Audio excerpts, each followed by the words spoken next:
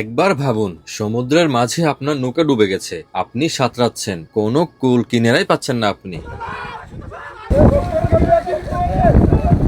এমন একটি ঘটনা ঘটেছে বাংলাদেশের মাছ ধরার ট্রলারে। গভীর রাতে মাছ ধরতে মাঝ সমুদ্রে যায় এই ট্রলারটি। হঠাৎ করে ঘূর্ণিঝড়ের কবলে পড়ে ট্রলারটি। মাছ ধরা ট্রলারটি ডুবে যায়।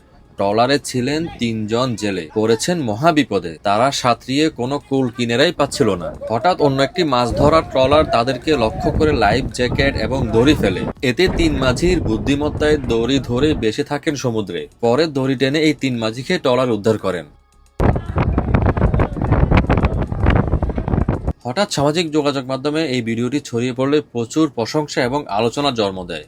বিপদে এমন মানবিকতা এবং সাহসী মানুষের বড় শক্তি। দিন শেষে একটাই কথা, মানুষ তো মানুষের জন্য। মানুষের বিপদে মানুষ এগিয়ে আসবে। আমরা সবাই বাঁচতে চাই। সামাজিক যোগাযোগ মাধ্যমে এই ভিডিওটি আপনার কেমন লেগেছে অবশ্যই আমাদের কমেন্ট করে জানিয়ে দিবেন। ধন্যবাদ।